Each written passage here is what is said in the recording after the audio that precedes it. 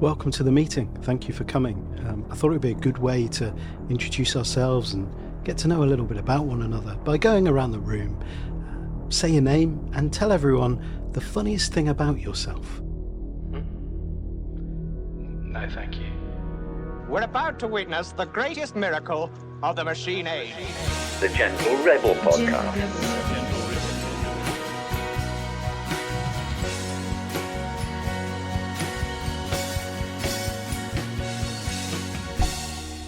I'm so glad you could come. This is going to be such an exciting day. I hope you enjoy it. I think you will. Hey, welcome to the Gentle Rebel Podcast. I'm Andy Mort, and this is where we explore the intersection of high sensitivity, creativity, and the cultures in the world around us. This episode is going to build on what we were exploring last time when we were talking about social sensitivity. And we're going to look at the impact of a sensitive nervous system on certain social situations and maybe social phenomena, the things that happen that we come to accept as normal, and why those things might leave us feeling a particular way when it seems like everyone's fine. No one else is experiencing this in quite the same way as me.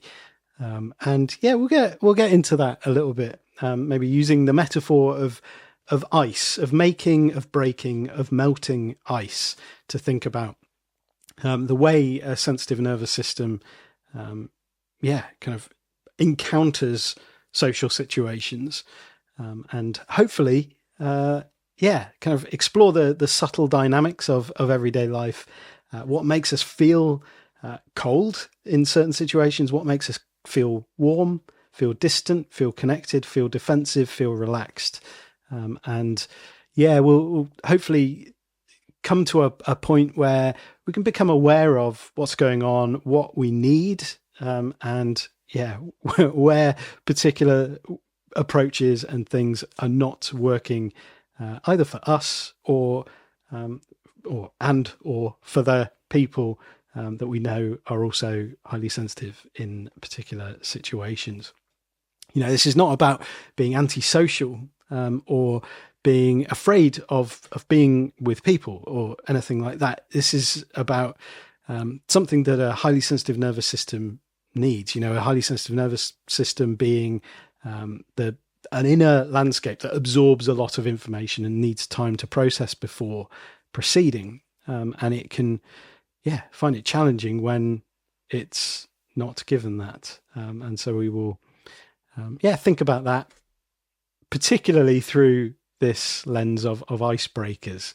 How do you feel about icebreakers? I'm not talking about the ships that sort of plough through ice and make a route for other boats to go through, but the activities or the questions at the start of a meeting or a training session, for example, where you go around the room and you answer a question or you play a game. I know very few people who actually enjoy an icebreaker, whether you're highly sensitive or not. But it seems to have a special impact on more sensitive and introverted people that I want to look at from the perspective of the nervous system, rather than just a kind of cognitive preference, or the choice that you would make, I don't like that. It's like, why is that? This is often chalked up to things like being reserved or social anxiety or just disliking being the center of attention. But it's worth seeing those as, not as causes of discomfort, but as symptoms of discomfort at a deeper level within us. And I think this is one of the ways that you can tell sort of extrovert idealism in an environment or in a culture. I've talked about the idea of coming out of our shell as this accepted expectation, this thing we talk about as if, everybody should come out their shell. It's like, actually the shell is an important part of who we are. There's all of these examples of shells in nature where, no, the shell is part of that organism. It's part of the animal, and it's part of how they survive and thrive in the world. And so this assumption that, a shell is something that we should get over or change or dismantle or whatever, is really indicative of this other assumption, these ways of seeing what is normal and promoting it as the way that everybody should aspire to be. And I think there's something similar here that is tied up with the notion that ice is something to quickly break in social situations rather than something that can naturally and organically melt over time. And I guess what I want to really convey in this episode is this idea that actually ice, we don't want ice constantly there between us, but we don't have to smash through it. It melts and we join pools and we can swim in the same water as one another. But that requires maybe something slightly different to forcing people to connect or interact in the ways that we often do. And I think what's more, like ignoring the impact of breaking ice on those for whom the gradual melt is much more beneficial than that jarring injunction to say something interesting about yourself or share the funniest thing that, the funniest part of you or the funniest thing that's ever happened to you or your most traumatic memory or whatever the question might be.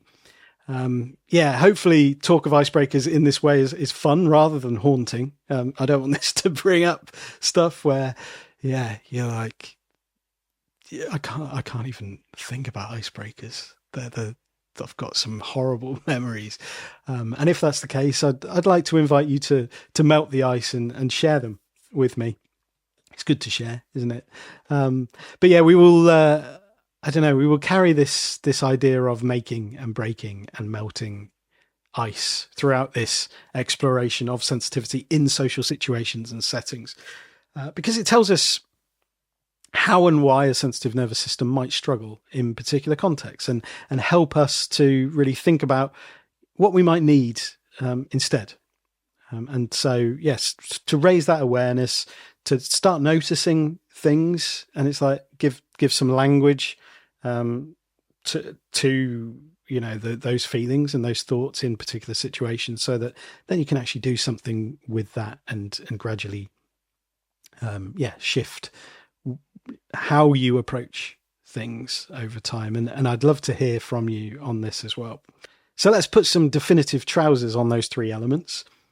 So making ice, breaking ice, melting ice. So making ice, that barrier that forms between people, between us, as a protective distance in social situations. That thing that can actually be a part of a defense system that is beneficial to us. We need that ice sometimes. It's not always something that has to be broken. Breaking ice is an attempt to shortcut past and blast through that distance. So in the context of an icebreaker, it's that thing that is like, okay, we need everybody to quickly get along with each other and know something about each other so that we can all participate in and engage together. And then melting ice, I want to see as a natural process over time that closes the distance and brings us closer, but it can't be rushed and it can't be forced. So let's get into each of them in turn a little bit more deeply, starting with making ice. So we might think of that as appearing to freeze, to kind of build on that metaphor, appearing to freeze in social situations. So what do you tend to naturally do when you enter a social setting or a situation? Maybe it's a new environment or a place where there's a lot of people, maybe you don't know many of them, that kind of thing.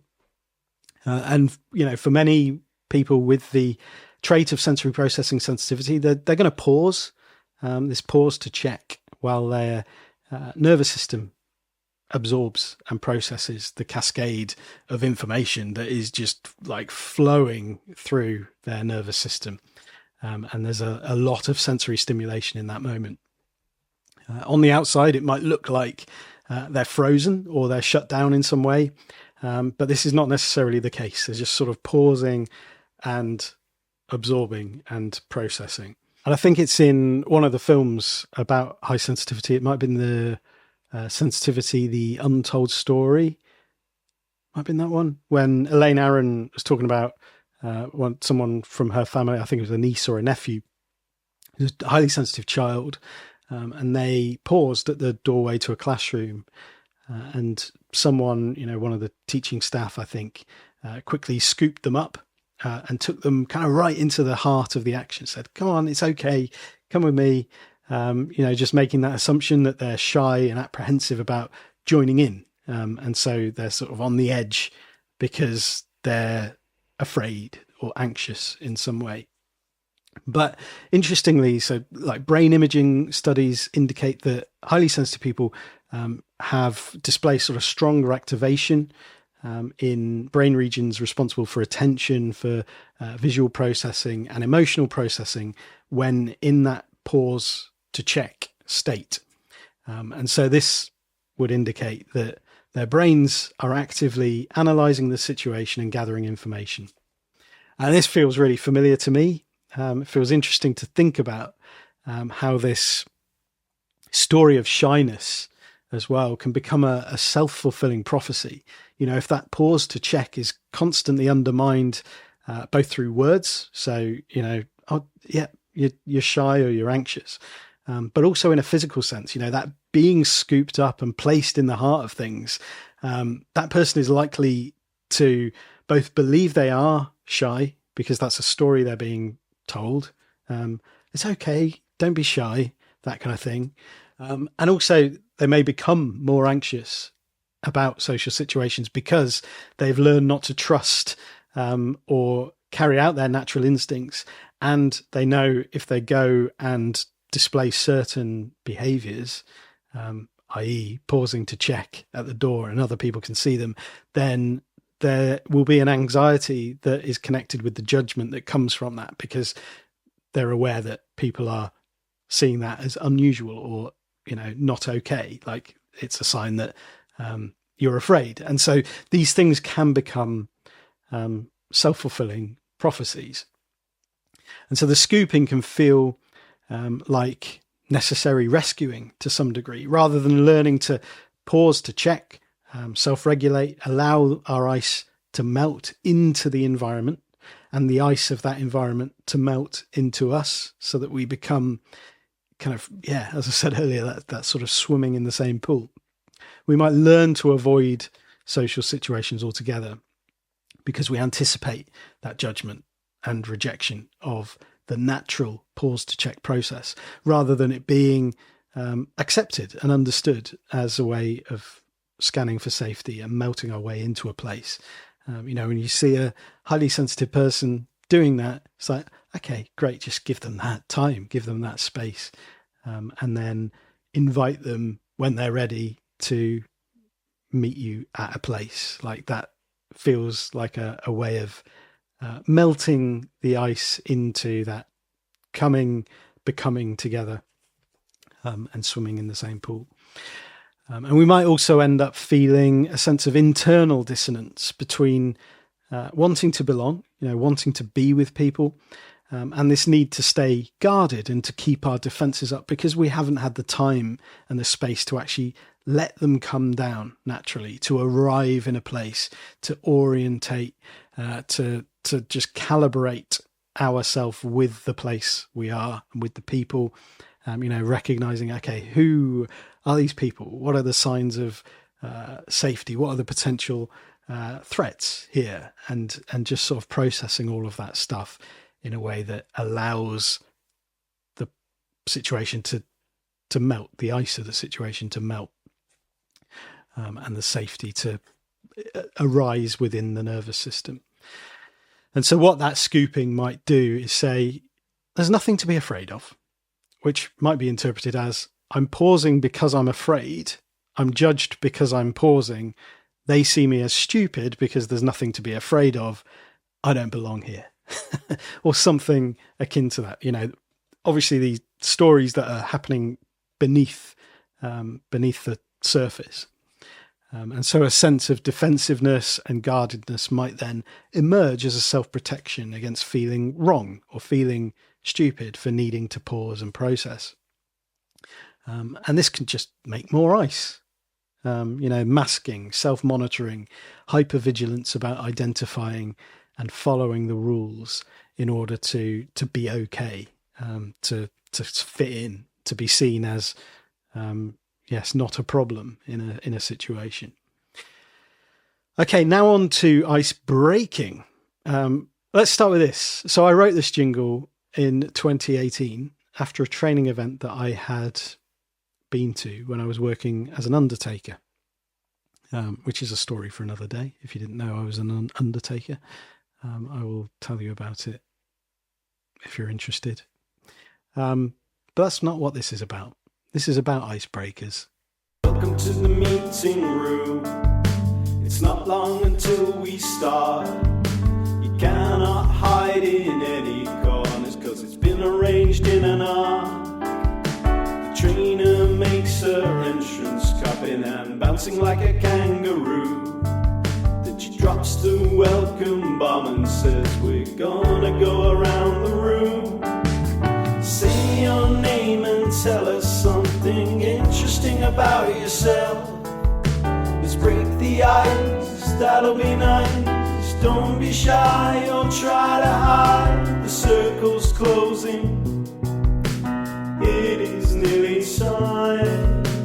I'm not listening. I'm just thinking, I am panicking. Fantastic. Okay, you with the curly hair. What about you? What's your name and something interesting about you? Well, my name's Andy and I've been an icebreaker. I've been an icebreaker. I hope you find that interesting. I've been an icebreaker. Been a icebreakers, yeah, I've been a icebreaker. I hope that's something interesting, that I've been a icebreaker. Well, I mean, that wasn't quite what I had in mind, but thank you for sharing anyway. Now, I get the purpose of icebreakers. They are, in theory, there to help people relax, to warm up, to get to know each other. But the whole idea of breaking the ice like that is to force something.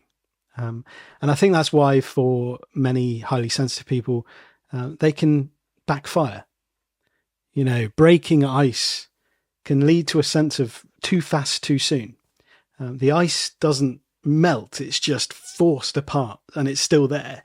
But we've just blasted through it and it's kind of created all sorts of other issues. There's this sort of pressure to perform connection before it's real. Faking it doesn't make it real. In fact, it can actually just do the opposite. It can drive this sense of disconnection. And this approach can misunderstand the difference between disclosure and trust. When asked to share something that feels personal, it can open up a sense of vulnerability without consent. It isn't offered, it's extracted, it's taken. And for a highly sensitive nervous system, that can feel like a violation of trust rather than a source of it. And so, yes, you might find yourself then holding this in your nervous system, this sense of, I wish I hadn't said that, or I wish I had some agency over what I was expected to do at the start of this day. And you might hold that for the rest of the day, and that might inform the way that you're thinking about other people and you're thinking about what you're there to do and all of this sort of stuff. Not to over-egg the pudding or overblow the storm. I don't know what I was going to say there. But yeah, I mean, there's often something very real that needs softening at the start of a meeting. Obviously, like that's why icebreakers are done. There is this maybe a tension or a sense of resentment if people are not there out of choice, especially in work situations. You've got a training event or whatever, and people are sort of forced to attend. And there's maybe a natural discomfort. There's this sense of, oh, yeah, we're here in a different place, whatever. But the idea that an icebreaker is the only way to take the edge off that is a rather limiting belief and one-dimensional understanding of social safety, in my view. As I say, I think for some highly sensitive people, that icebreaker can leave a lasting residue in the nervous system, especially if you feel like you've said or you've done something that you wish you hadn't, that you've sort of been rushed into or backed into a corner into doing. If it's an activity and you're asked to perform a task, for example, without warning in front of other people, or you're asked a question, and the only time that you have to think about your response is the time it takes the circle to reach you, or for the facilitator to pick on you. And in that time, are you listening to anyone else? Do you know anybody else's name? Have you heard anything that they're saying? And once you're finished, are you listening to anybody else? Or are you just like, whew, oh, why did I say that? Yeah, I think the most effective ways to bring about this desirable outcome that is intended from an icebreaker, they're often unpredictable and unplanned. These ice melters, spontaneous responses to whatever is alive in that space at the time. For example, saying something that allows people to exist in the awkwardness and in the uncertainty of that. Just recognizing, okay, here we are. No one really wants to be here, do they? Okay.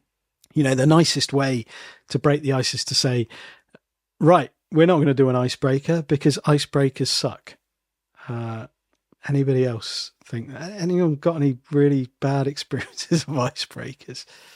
And this reminds me of, so I've talked about this a few times over the years, but the INF summit that I contributed to a number of years ago, it really sort of stands out in my mind as a moment of melting ice, a moment where I felt ice and then felt it melt. It was a virtual summit. I was one of, I can't remember how many of us there were sort of guest speakers. I think it was around 10 to 12, maybe 15. And yeah, the others were speaking before me and answering questions from the hosts, from Jazz and Lauren. And I could feel, I was sat there on Zoom, feeling my nervous system just becoming more and more dysregulated. I was listening to others, they sounded much more knowledgeable than me. They were wiser than me. It was like, they know exactly what they're talking like. They're the real deal. What am I doing? Like, I'm an imposter here. And I was just struggling to focus, and I was thinking, I don't know what I'm going to do when it comes to me. I have lost, I've lost track of my thoughts. I have no grasp on any coherent focus or clarity in terms of how I can formulate an idea or a sentence. And eventually it did come to me, and I was asked a question, and I was like, I don't know what that question is. I can't really hear what you've just asked me. And I certainly couldn't think clearly enough to respond to it. So I said something like, I can't remember exactly what it was, but like, before I get into anything, I need to admit something, that I've been listening here, and I'd feel like a massive imposter. I had to say it because I was unable to function otherwise.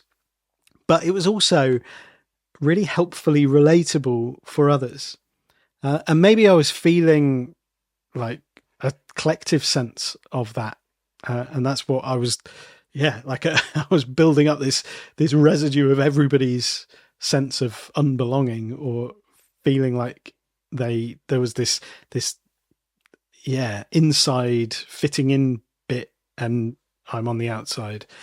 I don't know what it was, but after I said that, there was this real sort of palpable change in the dynamic of the whole meeting. And I don't think it was just me, because I've heard from people afterwards who said, yeah, like when you said that, it just helped people relax. And there were people other speakers who came on afterwards, or it came back to them, and they were like, oh, I'm glad he said that, because I've been feeling that too. And it was just like this collective sigh, this out breath, and it felt lovely. Like the whole meeting then was really, really nice. And it just felt like we were able to explore stuff in a much more human, horizontal and free way.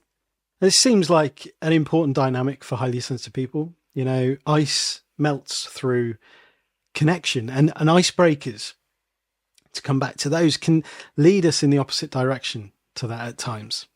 You know, the problem with many icebreakers is they challenge us to be kind of impressive, quote unquote. And there have been times where I've felt like I need to take a shower after I've answered an icebreaker question, because I'm like, oh, I can't believe I said that. That's horrible. And yeah, I remember one in a training session where it was, say something interesting about yourself that others won't know.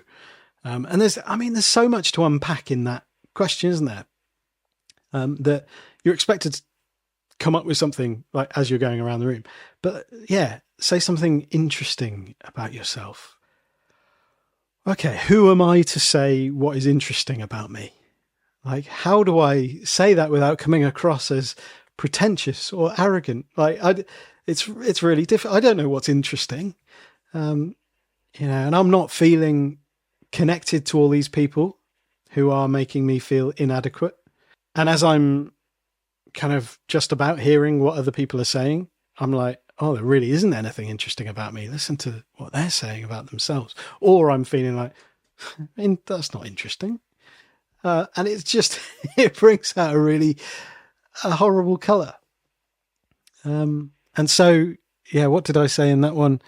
I'm Andy, and something interesting about me that you might not know, or that not many people know, is that I really hate questions like this. I really hate icebreakers. Didn't endear me to the trainer particularly. It wasn't the sort of answer that they were looking for. But it did kind of help with those around me, because it was like, oh, thank you. Me too. I hate this. What are we doing? It was one of those moments where the ice melted, but not because, or the ice melted through the icebreaker, but not because of the icebreaker. And it sort of invited some social trust into that room, where people were like, oh, I'm not alone here.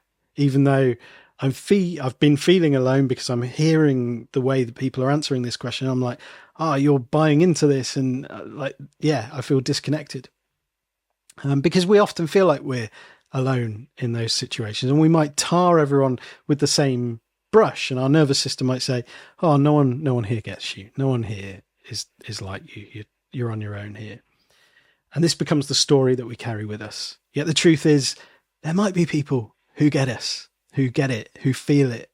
And they might be thinking exactly the same thing about us, feeling that distance, because we're part of this homogenous crowd of compliant icebreakers too. Like, if we're getting involved in that game, like that's what they're feeling. And so, we're all telling ourselves this story about, oh, I'm different to everyone. And it's like, that's just because the ice has been made by the icebreaker. And so, yeah, I guess to sort of finish is to just say, for highly sensitive people, there are some predictable sources of ice melting. When we have the permission to go slow, when we match rhythms and pace, when we allow that pause to check, and we say, when we see that person at the door, or we come to the door and somebody says to us, just take your time and I'll be there. Come over and see me when you're ready. And sort of just, melting our way into situations, being aware of the structure, say, of a training session or a meeting or whatever, knowing, how am I going to have to manage my energy here? Permission not to speak, if we've got nothing to say, actually being given that as an option. Permission to leave and come back if we need to. And I think people are often afraid of giving this sort of permission. It's like, oh, people are just going to wander in and out constantly. But actually, for a highly sensitive nervous system, if it knows it's safe to leave, then it's more likely to settle in place. It's more likely to become engaged, and to feel like, okay, I can get stuck in here because I know there is a way out of here. And so it doesn't need to plan an escape or to feel defensive or whatever. And so sometimes it might just be a case of being recognized as needing that, maybe for the trainer not to give that permission to everybody, because for some people it might just be like, okay, oh cool, I'll just wander in and out in my own sweet time. I don't know. So yeah, I'll finish by just asking the same questions. Maybe these are sort of rhetorical questions that you can ponder, or they're questions that you can actually ask yourself and respond to. But yeah, we've been exploring these in the Haven community this week. The first one is, if you were to write an instruction manual for your sensitive nervous system when it comes to dealing with icebreakers, what would it say? What helps melt the ice for you? Can you remember a time your nervous system felt safe and connected in a group? What made the difference? And just because it's good to laugh, and I think we can laugh about it now, unless it happened like yesterday or today. What's the worst icebreaker you've ever experienced? I'd love to hear from you. Come and join us inside the Haven if you would like to kind of share your responses with other people that get it and read what other people are saying. Or you can drop a comment below or send me an email. However you do it, it's always nice to hear from you. If you have something to contribute to the conversation, and if you have anything to say about this, then you do have something to contribute to the conversation. I would love to hear from you. And if you have any questions or suggestions for future topics that you'd like me to explore on the podcast, then please do let me know that as well. I'm going to play this episode out with a section from our latest Coming to Our Senses zine, which is our sort of community zine in the Haven. And I shared this month's issue last week in one of our gatherings. And there was a section on the idea of ice breaking, and it's kind of a sort of poetic reflection, really, that I put together. Just thinking about whether or not we have to force ice to melt. And yeah, I thought it might be a nice way to play this episode out. So I will do that. And I will be back again soon with another episode of the Gentle Rebel podcast. Until then, do remember that you are an artist. The world needs your art. Now go and make somebody's day. Bye-bye. There is a natural distance between us. Must it be broken? If cracked too soon, it thickens the air.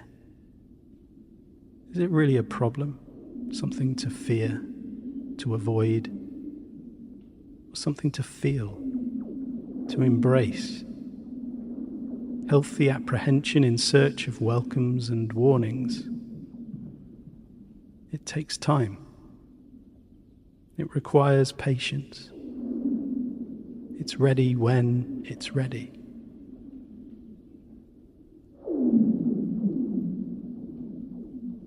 Like shifting ice on a frozen lake. A laser gun battle. Echoes of laughter. Playful experimentation.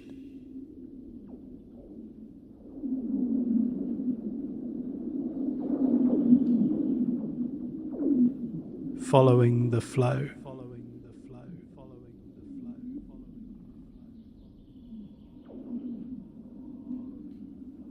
One of us goes first, dropping crumbs from broken bread.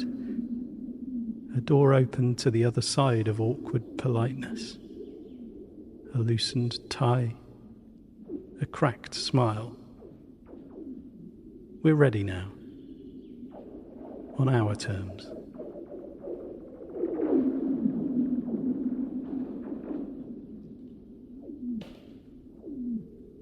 Otherwise, ice is sculpted to keep us separate.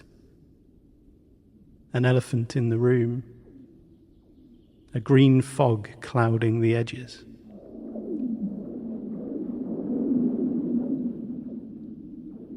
the sour breath of jealousy, envy, fear of messing up.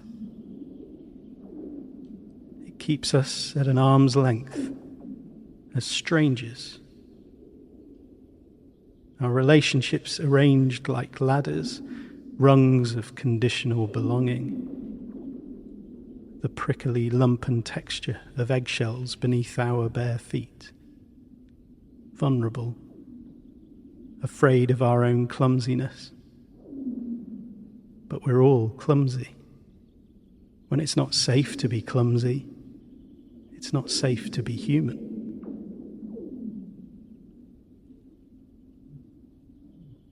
The seasons can change quickly and slowly. False starts are natural. The ice may return. But shared language, memories, a favourite song, a bite to eat, a story to tell, leave a track to follow.